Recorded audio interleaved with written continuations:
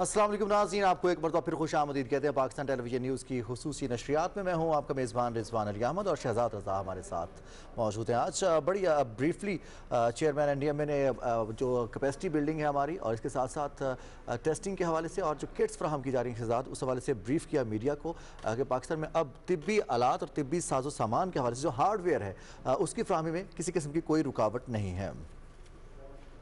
ठीक।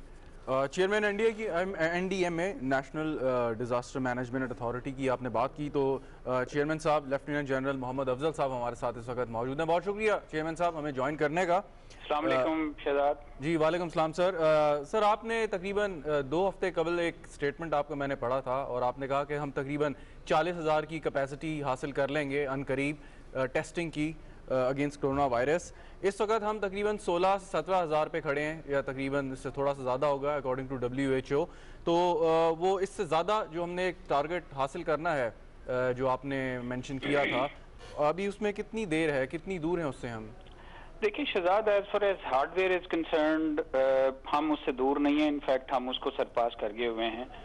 पाकिस्तान में आज अल्हम्दुलिल्लाह 1.7 मिलियन रिएक्शंस जो हैं मौजूद हैं टेस्टिंग किट्स के।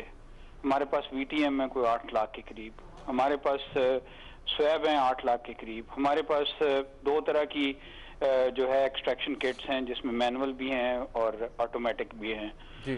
तो कैपेसिटी तो हमारे पास बेहिसाब है। बेसिकली जो मुझे फीलिंग है कि सूबों के लेवल के ऊपर इसको थोड़ा सा डेलिबरेटली नहीं देखा जा रहा। मैं ये समझता हूँ कि ज़्यादा से ज़्यादा सैंपल लेंगे यूनियन काउंसिल वाइज, जो मुख्तलिफ मेडिकल के हमारे इंस्टीट्यूशन हैं, यूनियन काउंसिल तहसील काउंसिल के लेवल के ऊपर, उनसे टेस्ट लेके लोगों को सेग्रीगेट नहीं करेंगे तो ये नंबर ऑफ टेस्ट जो हैं ये इसी तरह फ्लैट चलते रहेंगे। राइट सर, आपका तजर्बा क्या कहता है, आइडियली कितने टेस्ट होने चाहिए रोजाना पाकिस्तान में? देखिए अगर हम 50,000 के करीब लगभग हम टेस्ट करेंगे तो एक डायरेक्शन हम ये निकाल सकेंगे कि किस यूनियन काउंसिल में कौन सी गली कौन से घर को हमें आइसोलेट करके रखना है 14 दिन 15 दिन, जिसको स्मार्ट लॉकडाउन कहा जा रहा है। और जो लोग सही हैं, क्योंकि हम पाकिस्तान ऐसा मुल्क है जहाँ के ऊपर हम ज्यादा अरसे के लिए अपने लोगों को बंद करके नहीं रख सकते। हमारे लोगों ने बाहर निकलना है, उन्होंने रोजगार अपना कमाना है और हमारे यहाँ गुर्बत की सतह जो है वो बहुत नीचे तक है। तो उस सारे निज़ाम को हमें देख के चलना है। हमें अपने लोगों को ना सिर्फ कोरोना से बचाना है बल्कि हमारे जो लोग हैं उनको भूख से बचाना है, अपनी इकोनॉमी को प्रिजर्व करना है।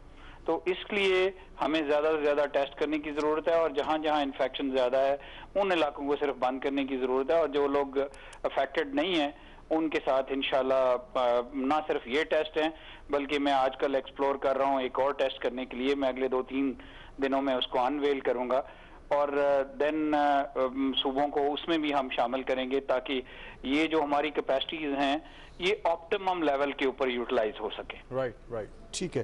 तो जनरल साहब हम देखते हैं कि काफ़ी चैलेंजिंग काम था। 11 तैयारे पाकिस्तान पहुंचे तिब्बी साजो सामान लेकर, वेंटिलेटर्स के अलावा तमाम तिब्बी सामान दस्तयाब है। आज आपकी प्रेस ब्रीफिंग में था। चैलेंजिंग क्या रहा, सबसे ज़्यादा मुश्किल कौन सा रहा, सामान को प्रोक्योर करना या फिर उनकी तरसील और फ्राहमी? क्योंकि सामान को प्रोक्योर करना इतना बड़ा चैलेंज नहीं था। एक्चुअली शुरू के दिनों में सामान की दस्तयाबी जो है वो सबसे बड़ा चैलेंज था। जब 14 तारीख को हम लोगों ने as a lead agency take over किया इस पूरे मसले को, तो मैं आपको ये बताना चाहता हूँ कि वहाँ पे सिंपल 2 प्लाई का मास्क जो है वो मिलना मुहाल था। और अगले 15 दिन जो है इसके लिए हम लोगों ने हर तरह की जद्दोजहद की कि हमें कुछ सामान मिल जाए। और फर्स्ट टाइम जो मैं अपने डॉक्टर बच्चों को सामान भेज सका था वो 3 अप्रैल का दिन था, जिस दिन मैं जो ICU में बच्चे काम कर रहे थे उनको 39,500 पर्सनल प्रोटेक्टिव का सामान भेज सका।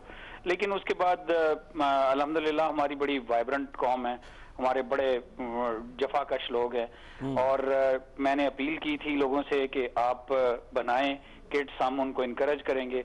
हमने कुछ स्टैंडर्ड सेट किए और आज अल्हम्दुलिल्लाह इतनी ज्यादा किट्स पाकिस्तान में बन रही हैं कि मेरे पे बहुत प्रेशर है कि मैं इनकी एक्सपोर्ट भी अलाउ कर दूं। अच्छा, एक्सीलेंट। जनरल साहब ये बताइए कि एक मिसकंसेप्शन है कि शायद ये अर्बन स्पेसिफिक डिजीज़ है, खाली बड़े बड़े शहरों में, मेट्रोपोलिसेस में और ऐसे गुंजानाबाद इलाकों में ये खाली वबा जो है फैलती है। जो रूरल एरियाज़ हैं वहाँ से बड़ी कम मालूमात हमें मिल रही हैं, वहाँ से कितने टेस्ट हो रहे हैं, कितने लोग अफेक्ट हुए हैं, कितने रिकवर हुए हैं, इसकी क्या वजह समझते हैं? शहजाद, मैंने आपको कहा ना कि मैं ये सूबों के ऊपर जोर देता रहा हूँ और जोर देता रहूँगा कि आप टेस्टिंग जो है यूनियन काउंसिल और बेसिक हेल्थ यूनिट लेवल के ऊपर लेके जाएं, वहाँ पे लोगों को देखें। और पाकिस्तान में एक डिफरेंट फिनोमिनन चल रहा है कि हमारे यहाँ काफ़ी सारे लोग ऐसे होते हैं जो कि जो है सिम्टोमेटिक नहीं होते। तो हमें अपने टेस्ट के फ्रेमवर्क को थोड़ा सा बेहतर बनाना होगा ताकि हम जितनी जल्दी टेस्ट जो है करके लोगों को सेग्रीगेट कर सकें और कम से कम लोगों को जो है वो क्वारंटाइन में डालें। जो लोग ठीक हैं उनको बाहर निकलने दें, उनको काम करने दें, ताकि हमारी इकोनॉमी जो है वो भी साथ साथ। रुकावट क्या है सर? आप सूबों पर जोर डाल रहे हैं पिछले 2-3 हफ्तों से, रुकावट क्या है? क्यों नहीं वो इतना तेजी से काम कर रहे हैं? मेरा अपना ख्याल है कि 2-3 हो सकती हैं। एक रुकावट तो ये हो सकती है कि आपको पता है कि टेस्ट करना एक हाईली स्किल्ड काम है और इसके लिए स्किल्ड मैन पावर होती है। वो सूबों के पास, मतलब मैं 2-3 डिस्ट्रिक्ट्स का वैल्यूएशन की थी, वहाँ पे 2 से ज़्यादा टेक्नीशियंस नहीं हैं जो कि मॉलिक्यूलर बायोलॉजी में दस्तरस रखते हों या माइक्रोबायोलॉजी में दस्तरस रखते हों। तो वो भी है। हमारे यहाँ इंफ्रास्ट्रक्चर इस तरह लिंक्ड नहीं है कि आप एक ऐसे अंदाज से टेस्टिंग कर सकें कि आप एक मरहलावार मुख्तलिफ इलाकों को अपने सामने रख के टेस्टिंग करें। दूसरा, मुझे ऐसे लगा कि सूबे जो हैं वो बहुत सारी चीज़ों में इस वक्त उलझे हुए हैं, जिसमें लॉकडाउन, चीज़ों का खोलना बंद करना, पुलिसिंग, मैनेजमेंट, फ्लाइट्स जो बाहर आ रही हैं उनमें। तो थोड़ा सा मुझे ऐसे लग रहा है कि कहीं कहीं हैपेजेड चीजें हैं जिसकी वजह से हम फुल यूटिलाइजेशन नहीं कर रहे। मैं आपको ये भी बता दूं कि जो अभी हमारी 70 लेबॉर्टरीज हैं वो अपनी 60% से ज्यादा इस्तेदाद एक शिफ्ट की से ज्यादा काम नहीं कर रही। और एक शिफ्ट जो है, मैं उसको ये कहता हूं कि एक टेस्ट तकरीबन 5 घंटे में मुकम्मल होता है। तो अगर हम 10 घंटे में 2 टेस्ट करें फी लेबॉर्टरी, तो we should be able to do 40,000 test very conveniently. अच्छा, तो जनरल साहब, हमारे कुछ माहिरीन, तिब्बी माहिरीन, जिसमें मारूफ साइंसदान डॉक्टर ताउर रहमान साहब भी कहते हैं कि हमने तजवीज़ दी है पूल टेस्टिंग की। PCR टेस्टिंग में पूल टेस्टिंग मुमकिन है? कितना उसके लिए वक्त दरकार होगा? 5 घंटे, 24 घंटे और 48 घंटे की भी टाइमिंग? मैं आपको बताऊं कि मैं अभी सूबों की मदद कर रहा हूं कि वो टाइम को रिड्यूस करें। ठीक है। और उसमें मैंने अभी आपको शायद मैंने दिन को भी बताया था कि मैंने 34 के करीब जो हैं वो बायो सेफ्टी कैबिनेट्स मंगवाई हैं। बायो सेफ्टी कैबिनेट वो कैबिनेट होती है जिसके अंदर जब सैंपल को रखा जाता है तो उसमें जो टेक्नीशियन है वो एक्सट्रैक्शन करता है DNA की, और वो बड़ा टीडियस काम होता है, मैनुअल होता है। तो दो हमने हर मशीन के साथ रखने की कोशिश की है ताकि 2 लोग एट वन टाइम 48 सैंपल्स निकाल सकें, ताकि वो टाइम जो तकरीबन 2-2.5 घंटे होता है उसको 1 घंटे में रिड्यूस किया जा सके। इसके साथ साथ ऑटोमेटिक एक्सट्रैक्शन मशीन जो हैं कुछ हमने मंगा ली हैं, 4-5 हमने सूबों को ऑलरेडी बांट दी हुई हैं। इंशाल्लाह मेरे पास मशीनें जो हैं वो पहुंच चुकी हैं। इनके जो एक्सट्रैक्टर होते हैं वो भी अगली फ्लाइट पे पहुंच जाएंगे, और मुझे उम्मीद है कि वो जब मैं दूंगा तो उससे भी इनकी इस्तेदाद जो है टेस्ट करने की वो बहुत बढ़ जाएगी। इसके अलावा नंबर ऑफ मशीन्स हम इंक्रीज कर रहे हैं, और मैंने जैसे पहले आपको कहा कि मैं एक और एनालॉजी की वर्क कर रहा हूँ, वो मैं आज शायद आपको ना बता सकूं। मैं कल कुछ लोगों को लगाया हुआ है, अगर वो चीज चल जाएगी तो वो इंशाल्लाह हम we will be able to supplement it manifold। General साहब, दुनिया के बड़े बड़े ममालिक कोरोना वायरस की इस वबा को नेशनल सिक्योरिटी के पर्सपेक्टिव में देख रहे हैं, लेकिन जो सेहत आमा का जो इशू है या जो एक सब्जेक्ट है वो प्रोविंशियल सब्जेक्ट है आफ्टर द 18th अमेंडमेंट। ये कोई रुकावट है आपके ख्याल में या नहीं? देखिए, ये एक ऐसी चीज़ है जिसमें मेरे ख्याल में पॉलिटिकल लोगों को बात करनी चाहिए। मैं NDMA के हेड के तौर पे ये सिर्फ ये कहूँगा कि नेशनल लेवल पे जो इस तरह की डिजास्टर मैनेजमेंट है या हेल्थ सिक्योरिटी है वो एक कोऑर्डिनेटेड सब्जेक्ट होना चाहिए। ठीक है। Very तो जनरल साहब, हम देख रहे हैं पीडीएम में भी मौजूद है, एनडीएमए के साथ काम कर रही है पीडीएम में तमाम सूबों में, तो उनका क्या रोल रहा इस पूरे क्राइसिस में? देखिए, मैं इतना कहूंगा कि ये इदारे जो हैं इनको बने हुए कुछ ज्यादा अरसा नहीं हुआ। ये 18th अमेंडमेंट के बाद जो है वो एनडीएमए से डिटैच भी हो गए और उनकी कैपेसिटी भी काफी हद तक कम है, लेकिन माशाल्लाह इन इदारों ने अपनी जितनी इनकी कैपेसिटी है उससे बढ़ के काम किया है। जी, लेकिन जनरल साहब 10 साल से ज़्यादा का अरसा हो गया ना 18th अमेंडमेंट को और devolution of power from centre to provinces. तो आपने खुद कहा कि सूबों के पास शायद उतनी स्किल्ड मैन पावर नहीं है जो इतने तेज़ी से ये टेस्ट कर सके। तो अब तक तो असूलन बड़ा बेहतर हो जाना चाहिए था, ये कम से कम प्रॉब्लम ना आती कि क्योंकि आपने लवाजमात तो पूरे कर दिए, हमारे पास सामान है लेकिन शायद मैन पावर नहीं है जैसा आप कह रहे हैं।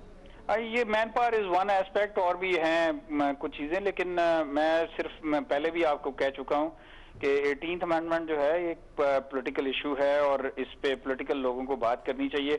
मैं सिर्फ इतना ये कहूंगा कि ये सारी चीजें बहुत डीपली कोऑर्डिनेटेड होनी चाहिए। ठीक है। डॉक्टर साहब, डॉक्टर्स की बहुत सारी शिकायत आती रही कि पीपीईज फ्राहम नहीं किए जा रहे, कुछ ऐसा पोर्टल जो कि एनडीएमए ने प्रोवाइड किया हो जहां पे डॉक्टर्स या फिर हमारा पैरामेडिकल स्टाफ है वो डायरेक्टली अप्रोच कर सके? शहजाद, मैं आपको बताऊं कि मुझे बहुत सारी जगहों से शिकायत आती थी, तो मेरे जहन में ये आया था और पिछले हफ्ते हमने एक पोर्टल यूनिवर्सल एक्सेस नंबर बनाया था 111-157-157, और मैं आपको ये बताऊं कि पहले 4 दिन के अलावा कोई बहुत बड़ी कहीं से शिकायत नहीं आई, और मैंने ये रखा हुआ है कि ये एक रजिस्टर में जो कि अकाउंटेबल डॉक्यूमेंट होता है वो मुझे सुबह पुटअप होता है and my people call that doctor who gives a complaint. अल्हम्दुलिल्लाह पिछले 6 दिनों से हमें पीपीईज पे कोई प्रॉब्लम नहीं आया। होएवर डॉक्टर्स के जो बाकी मसाइल हैं उनके ऊपर वो हमें बताते रहते हैं, और हम जो मजाज इदारे हैं उनको उनकी मुश्किलात भी इससे भी आगाह करते रहते हैं कि डॉक्टरों की ये मुश्किलात हैं उनको दूर किया जाए। मैं आपको ये भी बता दूं कि कुछ डॉक्टर्स ऐसे भी थे जिन्होंने हमें कॉल किया और उन्होंने ये बताया कि उनके अस्पताल में पीपीईज पहुंच गई हैं और उनको नहीं मिली, तो हमने टीसीएस से उनको भिजवा दी। ठीक। जल साहब, बजट की तैयारी हो रही है, आपकी कोई रिकमेंडेशन होगी, कोई डिमांड होगी कोरोना वायरस के तनाजुर में? जी, वो इसके ऊपर मुझे जो ऑलरेडी बजट दिया गया है उसका मैं अभी तक 50% भी नहीं खर्च कर सका, और आपको ये सुन के खुशी होगी कि अल्हम्दुलिल्लाह मैंने तकरीबन अपने तमाम अहदाफ जो हैं अभी तक मीट किए हुए हैं। ठीक है। लेकिन सर, अब मतलब कोरोना कल चला तो नहीं जाएगा ना, ये तो माहिरीन कह रहे हैं कि इट्स अ कंटिन्यूस प्रोसेस और आगे ये चल सकता है, सेकंड थर्ड वेव भी आ सकती है, तो आई एम श्योर कि आप इसके लिए तैयार होंगे और आपने पॉलिसी जी एनडीएमए जो है इसके लिए पूरी तैयारी से हैं। हमने ना सिर्फ कोरोना के लिए तैयार हैं, आपको शायद पता चल गया होगा कि हम बहुत ही एक्टिवली पार्टिसिपेट कर रहे हैं टिड्डी दल के तदारक के लिए, और हम लोग अपना जो होमवर्क है कर रहे हैं आइंदा जो मौसम बरसात आ रहा है उसकी मुकाबला करने के लिए भी। ठीक है। तो अभी जो कोरोना वायरस की सूरत हाल इसमें हम देख रहे हैं कि आपने भी कहा और इसके साथ साथ जो वज़ीर टेक्नोलॉजी हैं उन्होंने भी ये कहा, साइंस एंड टेक्नोलॉजी के वज़ीर ने, कि हम एक्सपोर्ट्स करने के लिए तैयार हैं। तो हमारे यहाँ जो सामान पैदा हो रहा है वो इंटरनेशनल स्टैंडर्ड्स के मुताबिक है, हम खुद भी इस्तेमाल कर रहे हैं, हम एक्सपोर्ट भी कर सकते हैं जो पीपीईज हैं या बाकी तिब्बी सामान है? शहजाद, जब मैंने ये सामान लेना शुरू किया या लोगों को मैंने अपील की कि आप खुद बनाएं ये सामान, तो मैंने आईएसओ के स्टैंडर्ड्स जो हैं वो और कुछ दूसरे इंटरनेशनल स्टैंडर्ड्स जो हैं उनको सामने रखा था, और अल्हम्दुलिल्लाह पाकिस्तान में 2 लेबॉर्ट्रीज हैं, एक डेस्टो के पास है और एक पीएससीआईआर लाहौर में है। ये 2 मुख्तलिफ किस्म के टेस्ट करते हैं, और मैं जो सामान अभी खरीद रहा हूँ मैं ये दोनों टेस्ट रैंडम सैंपल करके उनमें से ले रहा हूँ, और हमने ये भी किया हुआ है कि जो पीपी हम खरीदते हैं उसमें जो मैन्युफैक्चरर है वो अपना उसमें जो है टैग लगा के देता है, ताकि बाद में कोई सैंपल्स के अलावा कोई चीज डिफेक्टिव निकल आए तो वो जो है उसको परसू किया जा सके। अच्छा जनरल साहब, जो डिस्ट्रीब्यूशन का मैकेनिज्म है, आपने कहा कि मुल्क में कहीं पे भी किसी किस्म की कोई किल्लत नहीं है, जो सामान मतलूबा है इसमें आगे चल के उम्मीद यही करते हैं जल्द अज जल्द वैक्सीन भी आ जाएगी, उसके लिए भी आपने कोई ना कोई तैयारी सोच के रखी होगी कि वो उसकी डिस्ट्रीब्यूशन कैसी होगी ताकि वो मुल्क में बगैर किसी रुकावट के हर चीज़ जो है वो अवेलेबल हो लोगों को? जी इंशाल्लाह जो मैकेनिज्म हमारा है ये अभी टाइम टेस्टेड हो गया है, ये it is working well for us and I think we will continue using the same platform for medicine distribution as well. General साहब, एक चीज़ जिसे हम ट्रांसपेरेंसी, शफाफियत, मेरिट कहते हैं, हम देखते हैं कि इससे पहले भी ज़लज़ला ज़दगान के लिए जो इमदाद आई थी तो वो बाजार में निकल गई, लोग आम तौर पर बेचते नजर आए। तो इस दफ़ा जो PPEs तैयार हो रही हैं या फिर जो बाकी तिब्बी सामान है, उसके लिए कोई खास मैकेनिज्म बनाया गया है कि उसमें ट्रांसपेरेंसी भी रहे और जी, वो मैं बाहर ना आपको निकले? एक बात बताऊं कि जो जहां तक प्रोक्योरमेंट का तल्लक है, तो मैं दिन को भी मैंने बताया था कि हमने 3 कमेटीज बनाई हुई हैं। एक पाकिस्तान में प्रोक्योरमेंट की कमेटी है, एक चाइना के अंदर हमारी एम्बेसी के अंदर है, और इन दोनों कमेटियों को देखने के लिए एक कमेटी है जिसको मैं खुद हेड करता हूं, वो इन पे नजर रखती है। ये कमेटियां जो है ये कंपोजिट कमेटीज हैं, इसमें फौज के बंदे हैं, इसमें मिनिस्ट्री ऑफ हेल्थ के लोग हैं, इसमें मिनिस्ट्री ऑफ फाइनेंस के लोग हैं, इसमें मेरे लोग भी हैं। ये जब चाइना से खरीदारी कर रहे होते हैं तो ये चाइनी जो हमारी कमेटी है उसके साथ और वेंडर्स के साथ बैठ के ये वीडियो कॉल के ऊपर उनके साथ नेगोशिएशन करते हैं, विच इज डॉक्यूमेंटेड, और फिर चीजों की खरीदारी की जाती है। यहाँ पे खरीदारी करने के लिए जो है ये कमेटी बैठ के फैसले करती है। और मैं आपको ये भी बता दूं कि हमारा जो भी प्रोक्योरमेंट ऑर्डर जो है बाहर निकलता है वो हमारी वेबसाइट पे चढ़ जाता है। ठीक ठीक। इसके अलावा मैं आपको ये बता दूं कि जितनी डोनेशन आती हैं वो भी हमारी वेबसाइट पे चढ़ जाती हैं। इसके अलावा ये भी बता दूं कि जो हम डिस्ट्रीब्यूशन कर रहे हैं वो भी सारी की सारी हमारी वेबसाइट पे पड़ी हुई है। लेकिन मैंने एक और मैकेनिज्म डिवाइस किया है कि जितनी पीपीज हम खरीद रहे हैं उन पे, और इवन सो मच सो कि जो इवन गॉगल्स खरीद रहे हैं उन पे NDMA का साइन मार्क हुआ हुआ है। तो इसका करने का मकसद ये था कि पीपीज के ऊपर बहुत बड़ा बड़ा NDMA लिखा हुआ है, NDMA का निशान बना हुआ है, ताकि कोई बंदा अगर बेचने की कोशिश करे तो वो अपना। हाउएवर जो हमारी डोनेशंस आ रही हैं उनको हम लोग यूज इस तरह करते हैं कि उनको जैसे आप एक सरकारी पाकिस्तान टेलीविजन सरकारी इदारा है, अगर आपकी तरफ से कोई डिमांड आती है तो हम इस तरह की जगहों पे पहुंचाते हैं ताकि जहां पे बिकने के चांसेस कम होते हैं। बहुत शुक्रिया जनरल साहब। Lieutenant general Mohammad Afzal, chairman national disaster management authority, हमारे से गुफ्तगू कर रहे थे, बता रहे थे उनके इदारा किस तरीके से काम कर रहा है, क्योंकि अब लीड एजेंसी बन चुकी है और वो कह रहे थे और उन्होंने कहा कि कैपेसिटी भी बढ़ा रहे हैं और किसी भी चीज़ की किल्लत नहीं है। रिजवान, इसकी चेयरमैन NDMA ने तो बात की है किस तरीके से इस डिज़ास्टर को वो टैकल कर रहे हैं, लेकिन जैसे आपने पहले भी बात की थी कि तालीम का जो इशू है बड़ा अहम है, और इस वक्त हमारे साथ chairman HEC doctor Tariq bin Noori साहब मौजूद हैं और vice chancellor Sargodha university doctor Ishtiaq Ahmed साहब मौजूद हैं। आप दोनों हजरात का बहुत बहुत शुक्रिया हमें ज्वाइन करने का। बड़ा अहम मौजू है ये, और तालीमी साल, सेमेस्टर, ये बहुत सारे सवालात हैं जो तालिब इल्मों के, उनके पेरेंट्स के, टीचर्स के इल्म में हैं। डॉक्टर साहब, डॉक्टर तारिक बिन नूरी साहब, आपकी जाने पहले मैं आता हूँ। HEC ने पॉलिसी वज़ा कर दी है कि अब यूनिवर्सिटीज़ जो हैं वो ऑनलाइन एजुकेशन स्टार्ट करेंगी, लेकिन जो ग्रेडिंग होनी है या मतलब सेमेस्टर की बात है कि ज़ाया ना हो, कुछ यूनिवर्सिटीज़ कह रही हैं कि शायद परसेंटेज के हिसाब से गुज़िश्ता जो कारकर्दगी है तालिब इल्म की, उसकी बुनियाद पर आगे उन्हें प्रमोट कर दिया जाए। इस किस्म की बातें हो रही है, थोड़ा सा वाज़े कर दें, कोई कंफ्यूजन ना रहे। जी, thank you, first of all thank you very much, आपने मुझे बुलाया।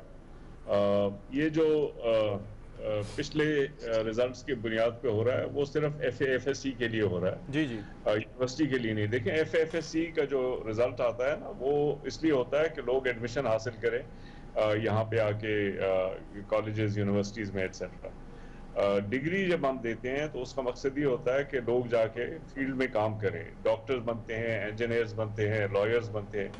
तो हमने ये सर्टिफाई करना है कि ये लोग वाकई इस काबिल हैं कि ये काम कर सकें, वो बगैर इम्तिहान के नहीं हो सकता। सो हमारे लिए इम्तिहान अशद ज़रूरी है, उसके बगैर तालीम नामुकम्मल है। सो ये सोचना कि जी एजुकेशन में, इसमें यूनिवर्सिटी एजुकेशन में बगैर एग्ज़ाम के लोगों को ऑटोमेटिकली प्रमोट कर दिया जाए, ये 2 नंबर की डिग्रियां होती हैं, 2 नंबर की यूनिवर्सिटी ऐसा काम करती हैं, ये हम जो है इसको एक्सेप्ट नहीं कर सकते। अलबत्ते ये है कि एग्ज़ाम्स के कई तरीके हैं, सिर्फ एक वो नहीं होता कि जो यानी या रिटन एग्ज़ाम या इवन जो ऑनलाइन की एग्ज़ाम बात करते हैं। तो हमने यूनिवर्सिटीज़ को वो सारे ऑप्शंस दे दिए हैं। हमने उनमें से कहा है कि आप इसमें से जो करना चाहते हैं वो आप चूज़ करें। हर ऑप्शन में एक लेवल ऑफ डिफ़िकल्टी है, उस डिफ़िकल्टी के लिए आपको तैयारी होनी चाहिए। अगर नहीं होगी तो फिर वो हम आपका ऑप्शन ब्लॉक कर देंगे before you can exercise it. लेकिन पहली चीज ये है कि आप खुद अपनी कैपेसिटी को भी देख लें और ऑप्शंस को देख के उसके हिसाब से फैसला करें। ठीक ठीक ठीक है, तो कब तक ये एक्सपेक्टेड है, अगर एग्जाम्स की बात की भी जाए तो फर्स्ट एक्सपेक्टेड कब रखा जाए कि एग्जाम्स के लिए स्टूडेंट्स तैयारी करें? जुलाई, मिड जुलाई, अगस्त, सितंबर में एडमिशंस के साथ साथ? मिड जुलाई हमारी टारगेट डेट है। जो लोग ऑनलाइन अगर नहीं कर सकते तो इंशाल्लाह हम अल्लाह ताला से उम्मीद करते हैं कि 15 जुलाई को ये रिस्ट्रिक्शंस खुल जाएंगी, तो फिर एग्जाम 15 जुलाई के बाद दिया जा सकता है। अलबत्ते कई ऐसी ऑप्शंस हैं कि जो ज्यादा एडवांस, जिनके के टेक्निकल सिस्टम्स या उनके जो प्रोफेसर्स हैं उन्होंने ट्रेनिंग हासिल कर ली है, तो वो फिर दूसरे तरीकों से भी ये कर सकते हैं। कुछ और भी हैं, हमने ओरल एग्जाम्स का भी आइडिया दिया है जो कि टेलीफोन पे भी किया जा सकता है। प्रोफेसर ने अपने आप को सेटिस्फाई करना है कि स्टूडेंट ने ये काम किया और वो अब इस काबिल है कि वो उनको सर्टिफाई किया जा सके। ये बुनियादी बिल्कुल ठीक। डॉक्टर इश्तियाक अहमद साहब, आपने HEC चेयरमैन साहब जो बात कर रहे थे वो देखा है, यूनिवर्सिटी लेवल पे ये कितना चैलेंजिंग होगा ये ऑनलाइन एजुकेशन प्लस एग्जामिनेशन ख़ास तौर पे, और कैसे जज करेंगे आप वर्चुअली कि ये जो तालिब इल्म हैं ये इस काबिल हैं, जैसे उन्होंने खुद कहा कि ये डिग्री देनी है और उसके बाद उन्होंने अपने अपने प्रोफेशन में जाना है? Thank you very much. पहले भी हमने इस पे बात की थी।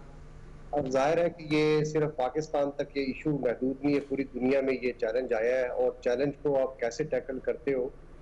पाकिस्तान में खास तौर पे हमने ये देखा है कि राइट फ्रॉम द बिगिनिंग, जब गवर्नमेंट ने लॉकडाउन डिक्लेयर किया था 2nd week of March, higher education commission और यहाँ पे पंजाब में जो पंजाब हायर एजुकेशन कमीशन है, बिकॉज दोनों से हम डील करते हैं यहाँ पे, कंसिस्टेंटली हमें वीकली बेसिस पे ऑलमोस्ट इनकी पॉलिसी गाइडलाइंस आती रही दोनों तरफ से।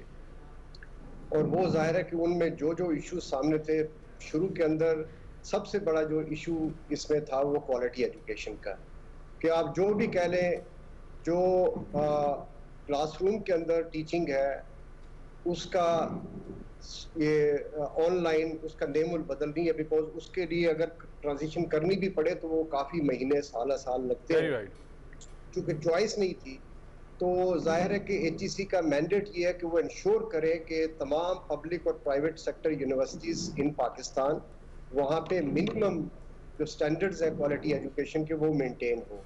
अब अगर ट्रांजिशन कुछ यूनिवर्सिटीज़ ने की और कुछ ने ज़रा उसको डिले किया, तो ये इंश्योर करना था HEC की तरफ से भी और फिर PHE ज़ाहिर है प्रोविंशियल लेवल के ऊपर, कि वो मिनिमम स्टैंडर्ड्स वो मेंटेन हो। इसीलिए राइट फ्रॉम बिगिनिंग तकरीबन 5-6 हमारे पास policy guidelines Higher education Commission से आई, इसी तरह तकरीबन 3 हमें पॉलिसी गाइडलाइंस PHEC से आई।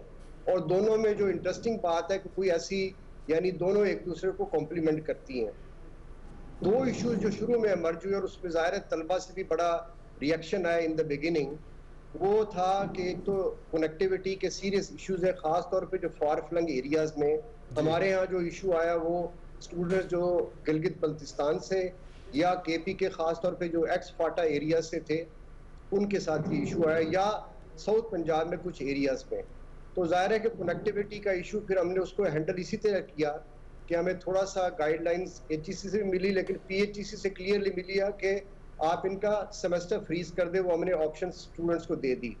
दूसरा क्वालिटी एजुकेशन का था, वो हमने 2 टियर प्रोसेस क्रिएट किया with in the quality assurance cell, enhancement cell. उसके अंदर हमने एक तो कोर्स कोऑर्डिनेटर और जो chairperson of the relevant department, उनके ऊपर था कि वो इंश्योर करें कि हर कोर्स जो है वो ऑनलाइन एनेबल्ड हो।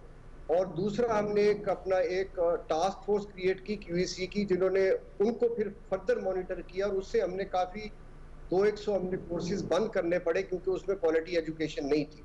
अब जो आखिरी बात हुई कि जो कल हमारी मीटिंग हुई थी, चेयरमैन साहब ने प्रिजाइड ओवर किया था, उसके बाद हमारे पास वो पावर पॉइंट प्रेजेंटेशन उनकी वो भी शेयर होगी, आज हमने सर्कुलेट भी कर ली। लेकिन डॉक्टर साहब एक सवाल है, डॉक्टर इश्तियाक अहमद साहब, सेमेस्टर फ्रीज करने का मतलब तो ये हुआ कि जो सेमेस्टर रह जाएगा वो बाद में इसको कवर करेंगे, तो ये तो एक बर्डन भी होगा उन स्टूडेंट्स पे भी, यूनिवर्सिटी पर भी, क्योंकि उन्होंने अगले सेमेस्टर के साथ अपने आप को मैच भी करना है, तो ये तो बड़ा चैलेंजिंग सा हो जाएगा।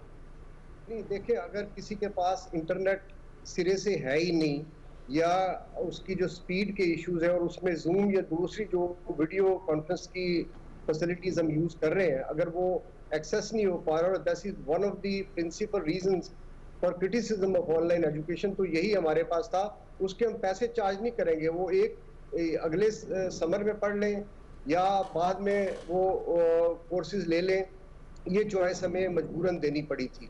अब आखिरी जो मीटिंग हुई उसमें 2 कंसर्न्स हमारे आ रहे थे कि वो कोर्सेज जिसमें लैब या प्रैक्टिकल वर्क है। लेकिन सर जो फाइनल सेमेस्टर के स्टूडेंट्स होंगे वो क्या करेंगे जी? जो फाइनल सेमेस्टर होगा जिनका, वो क्या करेंगे?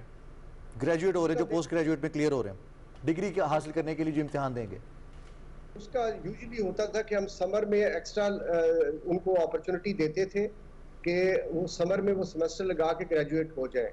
तो उसका भी जाहिर है कि हम अगर फ्रीज भी उन्होंने किया तो अब समर अगर हमारा जून के फर्स्ट वीक के बाद शुरू होगा तो उनको हम ऑप्शन देंगे। फाइनली मैं बात यही करना चाह रहा था कि कल की जो मीटिंग थी उसमें चेयरमैन साहब ने जो प्रेजेंटेशन दी, हमें अल्टरनेटिव एक अपना उन्होंने बता दिया कि कौन कौन से अवेलेबल ऑप्शंस हैं। अब उसके अंदर जो है वो अपना ओपन बुक एग्जाम भी है, उसमें एमसीक्यूज भी है, उसमें पास एंड फेल का इंस्टेड ऑफ ग्रेडिंग, और काफ़ी सारी ऑप्शंस। और उन्होंने ये भी बात असेस की, अपना बनूरी साहब यहाँ पे हैं, कि ये म्यूचुअली एक्सक्लूसिव नहीं है ऑप्शंस। कोई भी यूनिवर्सिटी, कोई भी फैकल्टी मेंबर वो उनमें से मुख्तलिफ कॉम्बिनेशन अडॉप्ट कर सक रहा है। तो हमारे जो SOPs बन रहे हैं जिसके ऊपर पॉलिसी बनेगी असेसमेंट और एग्जामिनेशन की, वो purely in compliance with the HEC policy guidelines regarding assessment and examination हो। बिल्कुल ठीक जी रिजवान जी। चेयरमैन HEC डॉक्टर तारिक साहब, बहुत सारे स्टूडेंट्स जैसे भी डॉक्टर साहब बात करें कि जो असेसमेंट होती है सिर्फ एग्जाम नहीं, उसमें असाइनमेंट्स भी शामिल होती हैं, इंटर्नशिप भी शामिल होती है, प्रोजेक्ट्स भी शामिल होते हैं, सेमेस्टर प्रोजेक्ट्स भी। तो इनका अल्टरनेट अभी तक कुछ आपने ऐसे हमारे बहुत सारे स्कॉलर्स हैं जो थिंक टैंक्स हैं तालीम के लिए, उनको ऑन बोर्ड लिया है, कोई कमेटी तश्कील दी इस हवाले से? जी, इसमें हमने इंटरनल वो सिस्टम बनाया था कि हम जो है इंटरनेशनल बेस्ट प्रैक्टिसेस उनको सर्वे करके, तो कल जो मैंने प्रेजेंटेशन दी है वो उसी बेसिस पे थी कि इस वक्त क्या क्या ऑप्शंस लोग कर रहे हैं। और जनरली ये है कि मतलब हर एक चीज़ में डिफ़िकल्टी है, लेकिन डिफ़िकल्टी का लेवल डिफरेंट है। तो कुछ यूनिवर्सिटीज़ जो हैं वो तकरीबन सब की सब चीज़ें कर सकती हैं, कुछ जो हैं तो उनमें वो टेक्निकल कैपेसिटी या दूसरी कैपेसिटी की कमी है, तो उनके लिए ऑप्शंस ज़रा लिमिटेड हैं। लेकिन ऑप्शंस हमारे पास काफ़ी ज़्यादा मौजूद हैं। इस वक्त हम यूनिवर्सिटी से ये चाहते हैं कि वो अपने कैपेसिटी को देख के पॉलिसी बनाएं, उसको अनाउंस करें, स्टूडेंट्स को सेटिस्फाई करें कि इस बेसिस के ऊपर उनको असेस किया जाएगा, और फिर हमें भी हम जो है उसको इवेल्युएट करेंगे कि ये वाकई इसमें स्टूडेंट्स को कोई प्रॉब्लम तो नहीं आएगा। दूसरा ये है कि हमने उसके लिए एक एपेलेट प्रोसीजर भी बनाया है कि अगर स्टूडेंट्स को कंप्लेंट हो तो वो हमें कंप्लेंट करें और फिर हम उसको मजीद इन्वेस्टिगेट करें। ठीक। HEC रैंकिंग करता है यूनिवर्सिटीज़ की, तो ये ऑनलाइन एजुकेशन जब ये स्टार्ट करेगी यूनिवर्सिटीज़, आप इंस्पेक्ट भी कर रहे हैं इनको साथ साथ, तो क्या ये उस रैंकिंग का हिस्सा होगा? क्या इसको भी मद्देनज़र रखा जाएगा कि किसने कितनी अच्छी तालीम दी रिमोटली? कि देखिए, रैंकिंग की दो कॉन्सेप्ट्स होते हैं। एक रैंकिंग वो होती है वो जिसे कहते हैं बाइनरी, यस नो, कि जी ये ठीक है ये गलत है। एक बाइनरी ये होती है कि आप हर किसी को नंबर देते हैं कि अच्छा जी तुम नंबर 1 हो, तुम नंबर 2 हो। तो ये दूसरी वाली रैंकिंग जो है वो इस वक्त इतनी ज़्यादा सूदमंद नहीं है, क्योंकि उस वक्त उसके लिए डेटा हमारे पास इतना नहीं है कि हम उस डेटा के साथ एसेस कर सकें। इसलिए इस वक्त हम सिर्फ ये देख रहे हैं कि आपकी रेडीनेस है या नहीं है। अगर किसी चीज़ में रेडीनेस नहीं है तो फिर वहाँ पे इन्वेस्टमेंट करने की ज़रूरत है। So it's a yes no type of ranking. It is not a ranking जिसमें हम कहें कि ये यूनिवर्सिटी ऊपर है और ये नीचे है। ये सिर्फ ये रैंकिंग है कि आप ये काम कर सकते हैं कि नहीं कर सकते। ठीक है ना? तो it's a different approach to ranking. ठीक है। तो तारिक साहब, एक कनेक्टिविटी का इशू अभी जैसे डॉक्टर इश्तियाक साहब ने भी उसका जिक्र किया, और बहुत सारे स्टूडेंट्स के भी सोशल मीडिया पर हम देखते हैं कि कंप्लेंट्स आती हैं। तो HEC वजारत तालीम के साथ मिलकर या साइंस एंड टेक्नोलॉजी और हमारे IT मिनिस्ट्री के साथ मिलकर, टेलीकॉम इंडस्ट्री के साथ मिलकर कुछ इस तरह का पैकेज ला रहे हैं कि कनेक्टिविटी के इशू को खासतौर पर स्टूडेंट्स के लिए रिमोट एरियाज़ में इसको हल किया जा सके। जी, इसमें मैं आपको जो चीज़ें हम 30 जून से पहले कंप्लीट करना चाहते हैं, जो आइटम्स हैं वो बता दूं। एक आइटम तो ये है कि हम टेलीकॉम कंपनी से चीपर सब्सिडाइज बंडल्स ले रहे हैं कि वो सिर्फ स्टूडेंट्स के लिए हो। वो सब टेलीकॉम्स ने हमें कम्युनिकेट कर दिया है, तो उसको हम इमीडिएटली अनाउंस करेंगे ताकि उसमें स्टूडेंट्स को बहुत ज़्यादा उसमें आसानी हो, विच मीन्स के कई कनेक्टिविटी के प्रॉब्लम इवन शहरों में भी हैं, इस वजह से कि लोगों के पास वो बैंडविड्थ नहीं है, वो कैपेसिटी नहीं है कि वो अपना ये एक्सेस कर सकें मटेरियल को, तो उनकी हम उसकी कैपेसिटी को बढ़ाने की कोशिश कर रहे हैं। That's number 1। नंबर 2, कुछ ऐसी जगह पे हैं जहाँ पे कवरेज बहुत लो है फॉर वैरायटी ऑफ रीजंस, तो वहाँ पे हमने वाइट लिस्ट का आइडिया पीटीए और टेलीकॉम्स के साथ किया है कि इन वेबसाइट जो है इस तक एक्सेस बिल्कुल खुली हो, उस पर कोई रिस्ट्रिक्शन ना हो। तो उसमें तमाम यूनिवर्सिटीज़ की वेबसाइट, एचईसी की वेबसाइट और मौजूद चंद दूसरी ऐसी वेबसाइट्स हैं जिनको के ऊपर खोल दिया जाएगा, तो जिनके पास वो कैपेसिटी होगी वो मतलब यूट्यूब नहीं देख सकेंगे, लेकिन अपनी यूनिवर्सिटी की वेबसाइट उनको आसानी से एक्सेस हो जाएगी। That's number 2। नंबर 3, हमने लोकल डेटा पैकेजेस तैयार किए हैं जो कि हम वहाँ पे डिस्ट्रिक्ट हेडक्वार्टर, तहसील हेडक्वार्टर में पहुंचा दें ताकि स्टूडेंट्स वहाँ पे लोकली उसको एक्सेस कर सकें। और फिर हम फोर्थ आइडिया ये भी है कि लोगों के लिए even to create some kind of a loan programme कि अगर कोई कंप्यूटर या लैपटॉप या इस किस्म की चीज़ खरीदना चाहे तो उनके लिए एक स्टूडेंट लोन प्रोग्राम भी होना चाहिए। तो ये आइडियाज इस वक्त जो हैं, और इंशाल्लाह अगले हफ्ते ये तकरीबन तमाम फाइनलाइज हो जाएंगे। वेरी राइट, तो हम इसको कर देंगे। ठीक। डॉक्टर इश्तियाक साहब, ये तो रेगुलर स्टूडेंट्स की बात हुई ना, बहुत बड़ी तादाद प्राइवेट स्टूडेंट्स की होती है जो आपकी यूनिवर्सिटी समेत दीगर यूनिवर्सिटीज़ में अपेयर होते हैं, उनका क्या होगा? वो कैसे एग्जाम्स में बैठेंगे, कब दाखिला भेजेंगे, क्या करेंगे? पंजाब गवर्नमेंट का जो डिसीजन है अभी अवेटेड है, उसकी कमेटी क्रिएट हुई है जिसमें मैं मेंबर नहीं हूँ, लेकिन मेरे फेलो वाइस चांसलर्स हैं, वो मेरे ख्याल में कुछ अरसे तक उसका डिसीजन भी आ जाएगा, क्योंकि वो जिस तरह सरगोदा यूनिवर्सिटी है, बहाउद्दीन ज़िक्रिया यूनिवर्सिटी है और ख़ास तौर पे पंजाब यूनिवर्सिटी है, बहुत मिकदार में स्टूडेंट्स अपीयर होते हैं प्राइवेट एग्जाम, वो उसमें भी एक मेजर ट्रांजिशन आपको पता है हो रही है, क्योंकि हायर एजुकेशन कमीशन ने एक बहुत बड़ा फैसला पिछले साल किया था और बड़ा लॉन्ग ओवर ड्यू था कि वो बीए, बीएससी और बीकॉम को ख़त्म करके एसोसिएट डिग्री प्रोग्राम लॉन्च किया था। अब जाहिर है कि वो भी साथ में थोड़ी सी डिस्ट्रप्शन आई है, लेकिन 1-2 साल उसका चलना था। एमए के लिए भी बीए के एग्ज़ाम इस साल भी होने हैं, तो वो उसके जब डिसीजन होगा we will comply according to the government decision. अभी कमेटी ने डिसाइड नहीं किया। ठीक है डॉक्टर इश्तियाक साहब, बहुत सारे स्टूडेंट्स ऐसे हैं जो कि टेक्निकल एजुकेशन में, बिल्कुल शुरू में ही शहजाद ने बात की थी कि टेक्निकल एजुकेशन के लिए वो एडमिशन्स लेते हैं, वो आईटी हो या फिर ऐसी कि उनके लिए फिजिकल मौजूदगी क्लासरूम में बहुत ज़्यादा ज़रूरी होती है, टीचर का समझाना तरीक़ाकार बहुत ज़रूरी होता है। इस तरह की फील्ड्स कितना हर्ट होंगी और अपने नुकसान को कम से कम करने के लिए क्या पॉलिसी अपनानी चाहिए ताकि स्टूडेंट्स को हम अपने जो स्किल्ड लेबर है या फिर स्किल्ड हमारे नौजवान हैं वो तैयार कर सकें? मतलब ये तो एक चीज़ हमें एक्सेप्ट करनी चाहिए कि ये जो हमारी ट्रांजिशन है बड़ी डिफिकल्ट है, इसकी काफ़ी सारी लिमिटेशंस हैं। अब हमने टीचिंग में जो क्वालिटी इशू उसको भी टैकल करने की कोशिश की। कनेक्टिविटी का एचईसी चेयरमैन साहब ने अभी आपको बताया कि वो बड़ा अच्छा ल्यूक्रेटिव पैकेज आ रहा है स्टूडेंट्स के लिए। जाहिर है कि वो रियासती या रियासत के जो इदारे हैं वही इस मसले को हल करेंगे, ये कोई इंडिविजुअल यूनिवर्सिटी हल नहीं कर सकती। जहाँ तक ऐसे कोर्सेज जिसमें अपना ये टेक्निकल ओरिएंटेड या जिसमें लैब वर्क और प्रैक्टिकल काम की ज़रूरत है, वो अभी तक ऐसा है कि अभी तक उसमें काफ़ी सारे चीज़ें हम भी वेट कर रहे हैं कि वो हायर एजुकेशन कमीशन की फर्दर गाइडलाइंस आएँ और उनके मुताबिक फिर हम सारे यानी यूनिवर्सिटीज़ हम उनको एडजस्ट करेंगे अपने प्रोग्राम्स। ठीक। फाइनली जी डॉक्टर तारिक साहब, ये ज़रा बताइए, ऑनलाइन एजुकेशन पर बहुत ज़्यादा आगाही भी हमें मिल गई है, लेकिन नेमल बदल नहीं हो सकता, जैसे डॉक्टर इश्तियाक साहब ने भी कहा।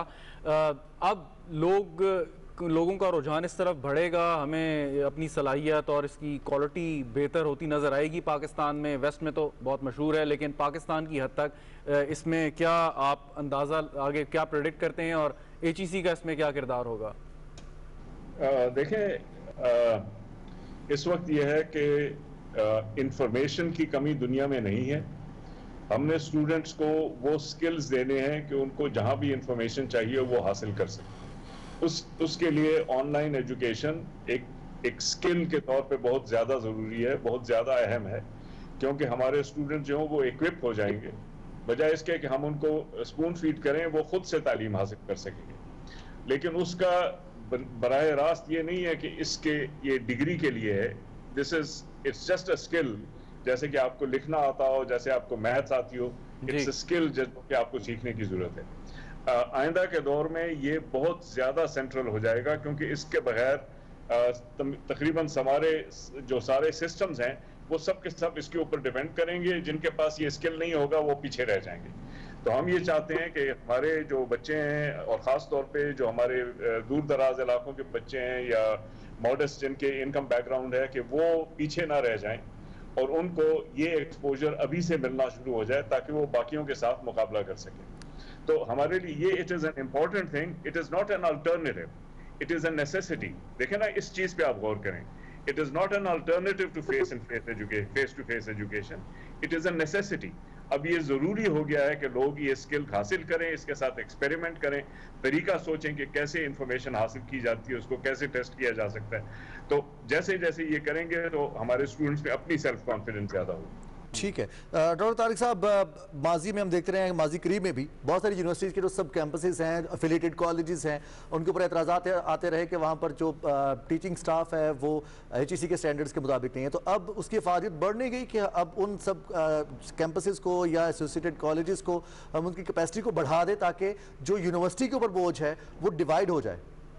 जी, हमने अभी इस वक्त जो ये वर्ल्ड बैंक फंडिंग हमें मिली है, उसका एक बहुत बड़ा हिस्सा हमने इस चीज़ पे लगाया है कि हम कॉलेजेस में कैपेसिटी बिल्डिंग करें, कॉलेजेस को कनेक्टिविटी दें ताकि कॉलेजेस की कैपेसिटी बढ़ी हो। ये एक डार्क एरिया था, ना प्रोविंशियल गवर्नमेंट्स इसको सही तौर से एड्रेस कर रही थी, ना HEC एड्रेस कर रही थी, इसलिए अब हमने उसमें भी एक प्रोग्राम शुरू कर दिया। दूसरा ये है कि ये ऑनलाइन एजुकेशन की वजह से कई और गैप्स हमारे सामने आए हैं, कोर्सेज सही तौर से तैयार नहीं हो रहे, सिलेबस तैयार नहीं हो रहे, प्रोफेसर जो हैं उनकी ट्रेनिंग नहीं है अपने कोर्स डिलीवर करने की, एटसेट्रा।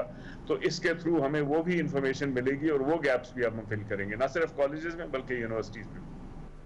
जी, फाइनली जी डॉक्टर इश्तियाक साहब, दुनिया भर में इस वक्त जो रिसर्च हो रही है मेडिकल साइंस के मैदान में कोरोना वायरस के तनाजुर में, वो यूनिवर्सिटीज़ और फार्मा कंपनीज़ के कोलैबोरेशन या गवर्नमेंट के उससे एसोसिएशन के साथ हो रही है। हम मतलब अभी उस लेवल तक शायद नहीं पहुँचे जहाँ पर वेस्टर्न कंट्रीज़ की यूनिवर्सिटीज़ का लेवल है, लेकिन फील बैड नहीं करना चाहिए। हमारे यहाँ तालिब इल्म, क्योंकि आपका इंटरेक्शन तो हो रहा होगा, क्या सोच रहे हैं, क्या अपबीट हैं कि इसके लिए अपने तौर पे कोई क्रिएटिव आइडियाज़ लेके आए, कोई आपसे शेयर किया और आप हमसे शेयर करना चाहें डॉक्टर साहब? देखिए शिकायत, ये तो एक अनफॉर्चुनेट रियलिटी है कि पिछले 17-18 साल से डिस्पाइट ह्यूज फंडिंग, खासतौर पर हायर एजुकेशन कमीशन से जो पोस्ट ग्रेजुएट रिसर्च थी, उसका खातरफा रिजल्ट नहीं निकला। लोगों ने इनफैक्ट जर्नल आर्टिकल्स करके अपनी सेल्फ प्रमोशन तो कर ली, लेकिन ये कि जब आप ये हमारे सामने ये पेंडेमिक आया है, आप दूसरी यूनिवर्सिटीज देख लें, वो ज़ाहिर है हमसे ज़्यादा डेवलप्ड है, मच लॉन्गर पीरियड से एग्जिस्ट कर रही है, उनका स्टेचर भी है, लेकिन जो चाहे वो वैक्सीन तैयार करने की रिसर्च है या कोई और ड्रग टेस्टिंग की है, यहाँ पे हम बिल्कुल फेल हो जाते हैं, क्योंकि हमारे जो क्लेम्स है of making huge contribution to research, खास तौर पे साइंसेस के अंदर, ग्राउंड रियलिटी अगर आप देखें तो बहुत पैथेटिक है। सो ये बहुत मेजर गैप है, और इसीलिए मेरे ख्याल में HEC के अंदर जो ट्रांजिशन हो रही थी कि हम अंडर ग्रेजुएट एजुकेशन पे और उसमें खास तौर पे स्किल्ड एजुकेशन पे हम फोकस कर रहे हैं पिछले 1.5 साल से, वो बहुत अच्छी ट्रांजिशन है। 1-2 पॉइंट्स में कहना चाहूंगा अगर आपके पास वक्त हो। जी क्विकली सर। बेसिकली अब जो नया मोड ऑफ एजुकेशन है, खास तौर पे जो स्किल्ड या ऐसे ग्रेजुएट प्रोड्यूस करना जो कि रेलेवेंट हो करंट मार्केट में, उसमें ट्रांजिशन जो आ चुकी है वो टीचर और टीचिंग से स्टूडेंट और लर्निंग पे चली गई है, कि अब आप learning ability to learn of the student, उससे आप डिटरमिन करते हो कि आपकी इफेक्टिव टीचिंग है कि नहीं।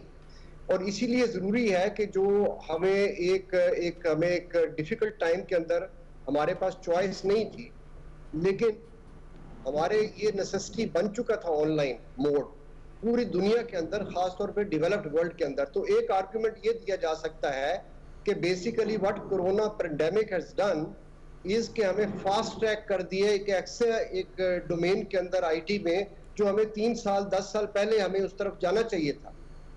ये अब एब्सोल्युटली मैं 100% एग्री करूंगा कि ये गोल्डन अपॉर्चुनिटी है, ये नेसेसिटी है, ये जाहिर है कि कॉम्पेंसेट नहीं करती जो कि हम वैसे डिफरेंट एवेन्यूज ऑफ लर्निंग है, खासतौर पर फिजिकल एनवायरनमेंट के अंदर, लेकिन ये एब्सोल्यूट नेसेसिटी है, इसके बगैर नहीं। अगर आप 10 साल आगे बढ़ के सोचें तो हो सकता है कि यूनिवर्सिटीज जो फिजिकली हम देखते हैं एग्जिस्ट कर रही है, शायद much of the activity will be online, क्योंकि that is the global trend और हमें उसी के मुताबिक ट्रांजिशन करना चाहिए। बिल्कुल ठीक, बिल्कुल ठीक। बहुत शुक्रिया डॉक्टर इश्तियाक अहमद साहब, आप हमारे साथ मौजूद है। Vice chancellor Sargodha university, doctor Tariq bin Noori sahab, chairman HEC, आप दोनों हजरात का एक बार फिर बहुत शुक्रिया, आपने अपना वक्त दिया। रिजवान, ये जो थोड़ी सी मायूसी थी डॉक्टर इश्तियाक साहब के बात में और लहजे में, और यकीनन एज एन एजुकेशनिस्ट वो इस चीज़ को फील करते हैं कि रिसर्च का जो मयार होना चाहिए था वो नहीं है, और लेकिन कंपैरिजन देखें बनता नहीं। वो ये भी बात मैं उनकी तस्लीम करूँगा कि कई सदियाँ बीत गई हैं ऑक्सफोर्ड यूनिवर्सिटी और कैम्ब्रिज को बने हुए, हम हार्वर्ड का या किसी आईवी लीग यूनिवर्सिटी का मुकाबला नहीं कर सकते, लेकिन बात यही है कि हर चैलेंज में अपॉर्चुनिटी होती है। एग्जैक्टली, और हमारे जैसे जितने भी स्टूडेंट्स हैं हमारे पूरी दुनिया में अपना लोहा मनवा लेते हैं, पाकिस्तान में तालीम हासिल करके या बाहर तालीम हासिल करके पाकिस्तानी होने पे फ़ख्र भी करते हैं। अब वक्त है कि हम अपनी डायरेक्शंस ख़ासतौर पर तालीम के शोबे में उनको मज़ीद बेहतर करें, और जो स्किल्ड एजुकेशन की हम बात करते हैं, टेक्निकल एजुकेशन की बात करते हैं, उसके ऊपर ज़्यादा फोकस किया जाए। शहजाद, इसमें एक चीज़ और बहुत ज़रूरी वो ये है कि बाहर जो भी रिसर्च इस पर हो रही है उसमें कॉर्पोरेट सेक्टर, फार्मा कंपनीज की मैंने मिसाल दी, वो कंट्रीब्यूट भी कर रहे हैं, वो हेल्प भी कर रहे हैं, वो फंडिंग भी कर रहे हैं। तो यहाँ पे जो हमारी बड़ी बड़ी फार्मास्यूटिकल कंपनीज हैं, मिसाल दे रहा हूँ सिर्फ कोरोना वायरस की, तो ये बिल्कुल यूनिवर्सिटीज के साथ कोलैबोरेट कर सकती हैं, and this is the high time I believe. और आई थिंक यही वो डार्क एरियाज, ग्रे एरियाज है जिनके अभी दोनों हमारे मेहमान जिक्र भी कर रहे थे। इसी नोट के साथ ट्रांसमिशन में यहाँ वक्त हुआ एक ब्रेक का। हेडलाइंस के बाद ट्रांसमिशन जारी रहेगी। आप पाकिस्तान टेलीविजन न्यूज़ के साथ रहिए।